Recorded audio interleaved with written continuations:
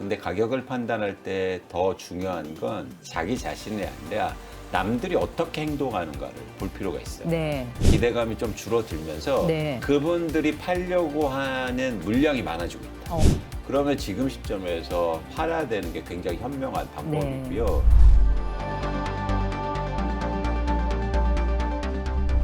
여러분 안녕하십니까? 경제 한방의 이윤입니다. 자, 오늘은요. 자, 한때 증권가에서 이름을 날리던 애널리스트셨다가 지금은 난데없이 복덕방을 차리신 광순의 복덕방 이광수 대표 만나보겠습니다. 네, 대표님 어서 오세요. 안녕하세요. 뭐 복덕방 하시는데 요즘 뭐 복비는 좀 들어옵니까? 어떠세요? 많은 분들이 그렇게 질문하시는데요. 사실은 복비를 받지는 않습니다. 예, 근데 무슨 얘기냐면 저희가 중개업을 하는 건 아니고요. 네. 독립 리서치 회사예요. 예, 그래서 한국의 부동산 시장에 대해서 저희가 네. 리서치하고 많은 분들한테 그런 정보를 나눠주는 일을 하고 있습니다. 네. 제가 오랫동안 애널리스트를 하면서 부동산과 주식을 분석했는데요. 정보의 비대시성이 되게 큰 것 같아요. 대한민국에서. 그러니까 쉽게 말해서 돈 있는 분들은 정보를 네. 굉장히 많이 갖고 있고 이런 데 관심 없으신 더 많은 분들이 네. 사실은 정보의 사각지대에 있거든요. 특히 부동산은. 그런 측면에서 제가 좀 많은 분들한테 이런 정보의 비대칭성을 좀 줄이고 싶다. 그런 목적으로 독립 리서치 회사를 만들었습니다. 그럼 오늘 뭐 고급 정보 좀 주시는 겁니까? 그럼요. 네. 그럼요. 공개하시죠. 네. 좋습니다. 예. 최근 시장 보면서 이거는 사람들이 좀 알아야겠다. 뭔가를 포착하신 것 같아요. 저는 이제는 예를 들어서 부동산 시장이나 주식을 볼 때 가장 중요한 건 저희가 관심 있는 건 가격이잖아요.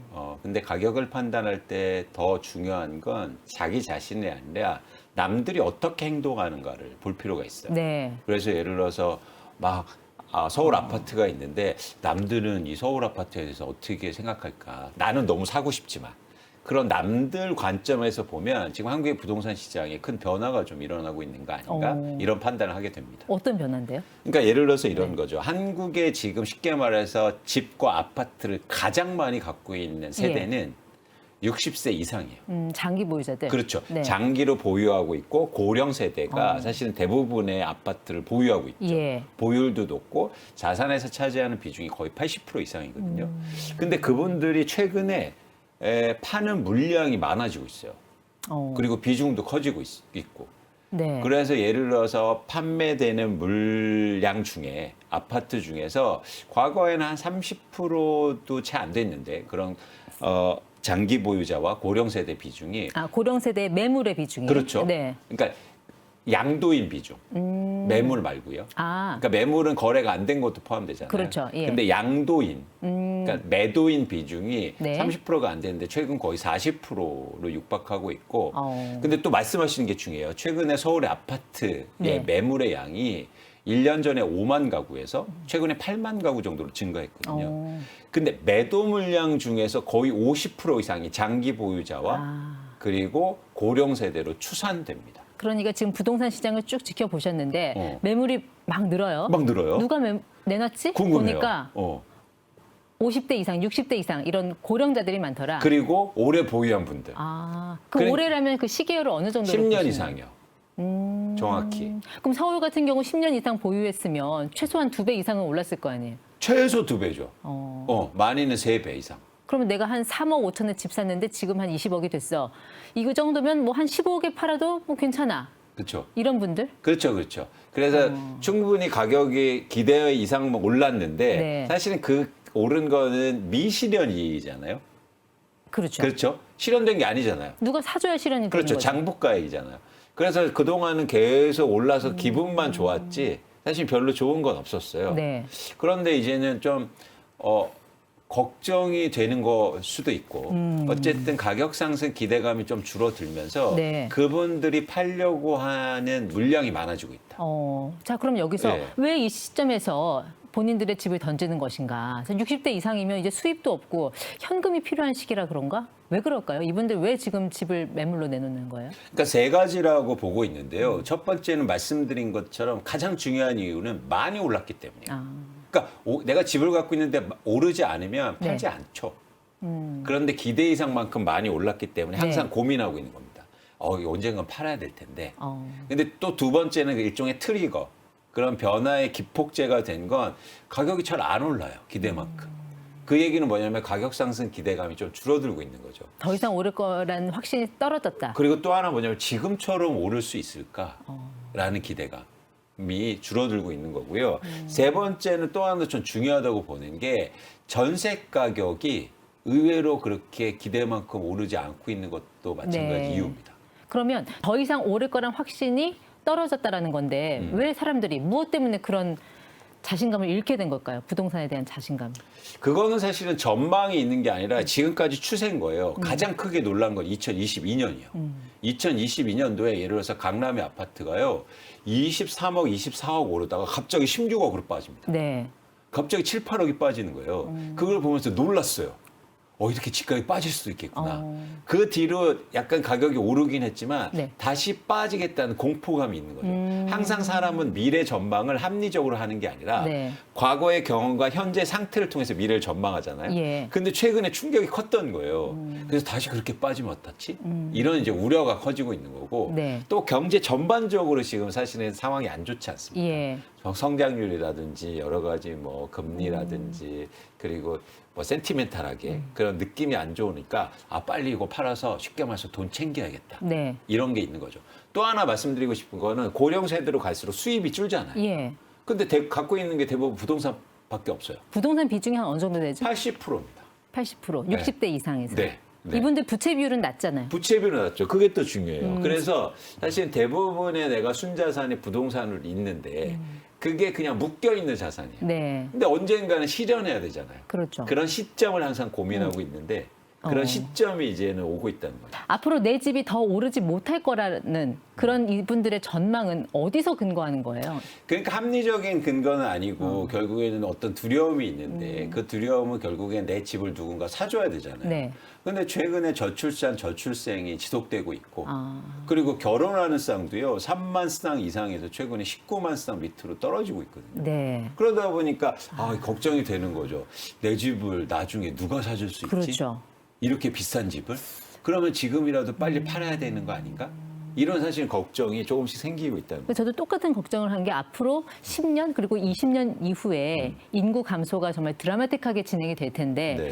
그때 그럼 집을 팔면 누가 사주지? 라는 그 궁금증에 대한 퍼즐이 맞춰진 것 같아요. 대표님 말씀을 들으니까. 그렇죠. 그런 우려감이 사실은 있을 수 있는데 그런 우려감이 또 하나 강조하고 싶은 건 장기적인 두려움이 있는데 그게 이제 앞당겨서 더 빨리 두려움을 갖는 기폭제라는 게 있잖아요. 그게 이제 최근에 가격이 변동폭이 크다 보니까 예. 저출생이나 저출산의 위험이 더 크게 다가오는 거죠. 근데 이런 변화가 하나의 거대한 흐름으로 자리를 잡는다면 그 전제는 여기서 더 올라가지 않을 거라는 확신이 있어야 될 것 같아요. 그러니까 부동산 시대는 끝났다라는 확신. 만약에 여기서 잠깐 쉬었다 다시 올라간다라고 생각하면 이런 결정을 내리진 않겠죠.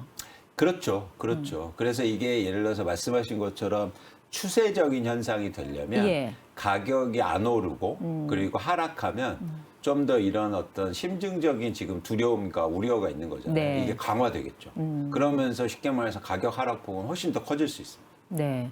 그래서 이분들은 어쨌든 10년 이상 보유한 분들이니까 꼭대기에서는 못 팔았을지라도 어깨 정도에서는 판 거니까 그렇죠.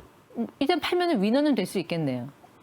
뭐 무조건 위너죠. 네, 엄청나게 수익을 얻은 거니까. 네. 예를 들어서 만약 그 집을 투자 목적으로 갖고 있었다면 그러면 전세를 끼고 샀었을 거 아니에요. 그러면 수익률이 뭐 상상을 초월한 차원이고요. 그리고 워낙 자금이 크기 때문에 그 자금을 확보하는 것 자체가 크게 도움이 될 수 있는 겁니다. 네. 그러면 지금 이 방송을 보고 계신 55세 이상의 다주택자분들이라면 일단 팔아라라고 조언을 해주실까요? 그럼요. 여러분들이 만약에 다주택자라는 건 쉽게 말해서 투자 목적으로 사놓은 거잖아요. 근데 심지어 그거를 10년 이상 보유하고 있었고 가격이 네. 급등했다. 그러면 지금 시점에서 팔아야 되는 게 굉장히 현명한 방법이고요. 그 자금을 갖고 활용할 때 어떤 효과가 있는지 한번 상상해 보세요. 그거는 여러분들의 상상을 훨씬 더 초월할 겁니다. 네. 그런 입장에서는 그런 투자로 갖고 계신 집은 최대한 빨리 파는 게 맞을 수도 있죠. 사실 자산 관리의 핵심이라고 하면 복리잖아요. 그렇죠. 근데 부동산은 더 이상 복리 개념의 자산이 될 수 없다 이렇게 보시는 건가요? 부동산은 복리가 절대 될 수 없죠. 그냥 앞으로? 있는 거잖아요. 자산이. 근데 예를 들어서 다른 금융자산들은 내려 네. 얘가 이자를 받거나 수익이 생기면 그 다른 자산을 또 살 수 있기 그렇죠. 때문에 계속 눈덩이가 굴러가는 것처럼 그런 효과를 낼 수 있는데 네. 사실은 부동산만 갖고 있는 건 그 자산의 가치가 가격이 올라가지 않는 한 예. 사실은 그렇게 스노우 에펙트라고 하죠. 그런 효과를 내기는 굉장히 힘듭니다. 스노우 이펙트. 그러니까 그 눈덩이가 막 눈덩이. 굴러온 것처럼. 근데 노후 세대로 갈수록 자산 관리 핵심은 그거예요. 네. 복리 효과를 최대한 가져오는 거. 그런데 부동산 절대 그게 불가능해요. 아, 부동산 시대는 끝났다 이렇게 보시는 거예요? 끝났다라는 건 제가 조금 더 시간을 주시면 판단해 아. 보는데 제가 꼭 말씀드리고 싶은 건 뭐냐면 지금 시장에 과거에 없던 변화가 일어나고 있다. 그러면 이 변화에 대해서 저희가 네. 능동적으로 대처를 해야 예. 되잖아요. 그 대처하는 그런 변화가 대응이 좀 필요하다고 생각합니다. 그런데 갖고 있는 집이 서울, 특히 서울 강남의 집이라면 그거 함부로 팔 수 있을까요? 저 같으면 저는 없지만 있다면 증여를 할 것 같은데. 증여가 쉽지 않아요. 또 우리나라 고령 세대들이 대부분 2자녀 이상이기 때문에 누구한테 증여합니까? 장남? 그럼 싸움 나나요? 엄청나게 싸우죠. 그렇기 때문에 이게 현실화해서 또 네. 하나 중요한 게 있어요. 말씀드렸잖아요. 고령 세대가 그 자산을 빼고는 다른 유동자산이 없다. 그래서 내가 유동자산이 많으면 그 자산을 예를 들어서 팔아서 그냥 증여하거나 그냥 자산 자체를 넘길 수 있는데 그걸 증여하면 본인이 쓸 자산이 없어요. 그래서 요즘 그런 얘기가 많이 희자화되고 있잖아요. 자식들이 부동산 넘겨주면 배신한다고. 그거 넘겨주면 용돈 드릴게요. 돈 드릴게요 그렇죠. 하다가도 가져가면 용돈 안 주고 찾아오지도 않는다. 그러니까 끝까지 효도 받으려면 집은 끝까지 갖고 있어야 된다 이런 얘기 하잖아요. 그러니까 갖고 있다는 게 아니고 팔아서 가장 현명한 건 아. 지금 쓰시고 자산 그걸 분리해야 된다는 말씀을 드리는 거예요. 그게 합리적인 자산 관리입니다. 부동산을 바라보는 관점이 바뀌어야 된다. 그렇죠. 것 그렇죠. 같아요. 그러니까 그동안은 부동산 가격이 올랐으니까 그 자체로만 갖고 있는 게 도움이 됐죠. 네. 근데 만약 앞으로 부동산 가격이 오르지 않는다면 그리고 더 말씀하신 것처럼 누군가 사주지 않는다면 그러면 빨리 부동산을 현금화 시켜서 그 돈으로 계속 복리 효과를 내는 게 오히려 자녀분들한테 훨씬 더 좋을 겁니다. 네. 앞으로 저출생으로 인구 감소라는 변화로 이어진다면 나중에 사줄 사람이 없으니까 지금이라도 빨리 팔아라라는 말씀이신데 그렇죠. 근데 지금 당장 사줄 사람은 있나요? 뭐 지금 미혼에 뭐 캥거루족도 늘고 있는 이런 상황이고 집값이 오르지 않을 거라는 변화는 누가 봐도 아는 내용인데 지금 당장 샀다가 호구되면 어떡하지? 이런 생각도 할 것 같은데요. 근데 지금 아직까지는 시장이 가격을 낮춰서 팔면은 거래가 되는 시장이니까. 지금은 충분히 거래가 되고 유동화가 가능한 그런 시장의 환경입니다. 네. 그런 차원에서는 지금이 적기일 수도 있는 거죠. 근데 가면 갈수록 말씀하신 것처럼 안 팔릴 수도 있어요. 그렇죠. 왜? 그러면 이제는 되게 힘들게 되는 거죠. 그러니까 지금 말씀하신 내용을 좀 정리를 해보면 그러니까 부동산 매도, 그러니까 판다라는 거는 가격이 떨어져도 안 하고 가격이 올라갈 때도 안 하다가 가격이 더 오른다는 더 이상 오르지 않을 거라는 확신이 서면 수익을 낸 사람을 중심으로 투매가 나올 거다. 그렇죠, 그렇죠. 그러면서 가격의 하락폭이 커지는 겁니다. 네. 저희가 궁금하잖아요. 아까 말씀드린 것처럼 강남의 아파트를요, 막 4, 5억씩 싸게 파는 사람들이 있어요. 근데 우리가 일반적으로 전문가들이나 언론에서 어떻게 말을 하냐면 빚에 쪼들겨서 판다고 해요. 네. 근데 저희가 실제적으로 조사해 보면 장기 보유자와 네. 수익을 낸 사람들이 그렇게 팝니다. 흥미롭죠. 그분들은 빚에 쪼들려서 파는 분들은 아니잖아요. 그렇죠. 빚에 쪼들려서는 절대 안 팔아요. 그래서 경매까지 가는 거예요. 네. 끝까지 가 버티다가. 쉽게 말해서 돈을 번 사람들이 그렇게 가격에 유연하게 대처해요. 네. 전망에 따라서. 그래서 더 빠질 것 같으면 가격을 갑자기 3, 4억 낮춰서라도 빨리 판다는 거죠. 그럼 이런 장기 보유자들 사이에서 매물이 쏟아진다면 가격 하락이 나올 것이고 그러면 실수요자 입장에서는 지금이 기회가 될 수 있는 거예요? 그렇습니다. 그렇습니다. 집은 또 흥미로운 게 뭐냐면 투자 가치도 있지만 사용 가치가 있잖아요. 네. 근데 이제는 집을 내가 거주 목적으로 생각하시는 분들은 이렇게 집값이 떨어질 때 내 집 마련하시는 게 현명한 방법일 수도 있겠죠. 네. 저희가 이제 장기 얘기를 했지만 물론 중요합니다. 근데 장기에는 또 어떤 일이 벌어질지 모르잖아요. 그래서 이렇게 자산 가격이 떨어졌을 때는 무주택자분들은 내 집 마련을 하시는 게 현명하죠. 너무 장기적으로 우려하지 않고. 네. 근데 지금 집을 많이 갖고 있거나 수익을 많이 낸 사람 분들은 장기 걱정을 해야 되는 겁니다. 예. 그러니까 스펙트럼이 다른 거예요. 이 장기 보유자들 아까 부동산 비중이 한 80% 된다고 했는데 네. 그러면 그 자산 사이즈가 엄청난 거잖아요. 그쵸. 그게 당장 현금으로 바뀐다면 그 네. 부동산 자산이 그 돈은 어디로 갈까요? 그러니까 그게 이제 복리 효과를 내려면 예를 들어서 채권이라든가 주식이라든가 아니면 다른 뭐 자산 쪽으로 들어갈 가능성이 좀 높다고 보고 있고 네. 만약 그런 매도가 되면 그래서 예를 들어서 한국의 주식시장도 그럼 좋아질 수 있는 겁니다. 그러니까요. 그래서 경쟁이 되겠죠. 그게 이제 미국에 가서 엔비디아를 사느냐, 이제 한국에 삼성전자를 사느냐. 지금 상황에서 미국 장으로 가지 않을까요? 그러니까요. 그래서 이제 한국에서 최근에 이제 밸류업 프로그램도 하지만 네. 한국의 회사들도 좋아지려고 하는 노력들 이런 시대에 맞춰서 그리고 주식시장도 좀 더 투명하고 그리고 뭐 지배구조 개선이다 이런 것들이 필요하다는 게 또 네. 이렇게 예를 들어서 톱니바퀴처럼 딱 맞춰지는 겁니다. 만약 이게 되면 한국의 전 주식시장이 굉장히 좋아질 것 같아요. 그분들이 그렇게 엄청난 돈을 팔아서 네. 주식을 산다면 완전히 다른 양상의 자산시장이 될 수 있습니다. 대표님 예전에 증권사 계셨으니까 네. 아직도 후배들하고 연락하고 하실 텐데 애널리스트들하고 네. 야 이런 지금 매물 내놓는 장기 보유자들 빨리 이분들 상대로 영업해 이런 얘기도 하실 수 있겠네요. 제가 굉장히 많이 하는데요. 이상하게 부동산과 주식을 같이 보지 않더라고요. 그러니까 이게 큰 틀에서 자산의 흐름을 읽어야 되는데 네. 그러니까 그동안은 주식하시는 사람들이 그냥 주식하고 부동산은 부동산 팔았다가 또 부동산하고 이래왔거든요. 네. 근데 이건 어쩌면 큰 흐름이 나올 수도 있다. 어. 그래서 예를 들면 저희가 뭐 저희 후배들이나 동료들에서 영업하시는 분들한테 이 자금들 꼭 갖고 와야 된다.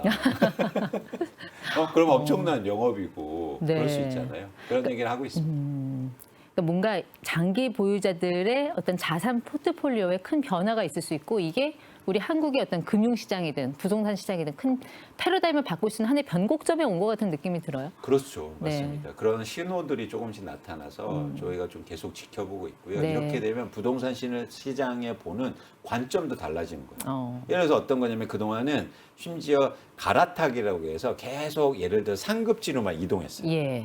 근데 그래서 이렇게 팔기 시작하면 그래서 강남 집을 팔고 다른 데로 이동하는 거예요. 좀 더 저렴한 돈에. 네. 이렇게 되면 완전히 공급과 수요가 달라지게 되거든요. 그렇죠. 그러면은 관점이 과거하고 달라지는 거죠. 자, 언제부턴가 이 집값 잡는 게 인구 감소가 된 것 같아요. 이게 하나의 변수가 된 것 같아요. 시장을 사줄 사람이 있겠냐는 거죠. 이게 쌀 같으면 뭐 정부한테 매수 청구라도 할 텐데. 근데 아이들이 적게 나온다고 해서 당장 사줄 사람이 당장 주는 건 아니잖아요. 장기적으로 주는 거죠. 근데 이 얘기는 달라요. 고령 세대와 장기 보유자들이 매물을 내놓으면요. 당장 시장에 영향이 있는 거예요. 그렇잖아요. 지금 시장에 파는 거니까. 예. 그래서 이거는 완전히 좀 다른 차원의 변화가 있을 수도 있다는 겁니다. 네. 그러니까 뭐 변화의 시그널이 들어왔으니까 알아서 좀 대응 잘 하시라. 그런 말씀이신 것 같아요. 네. 저는 여러분들이 꼭 진지하게 고민을 하셨으면 좋겠어요.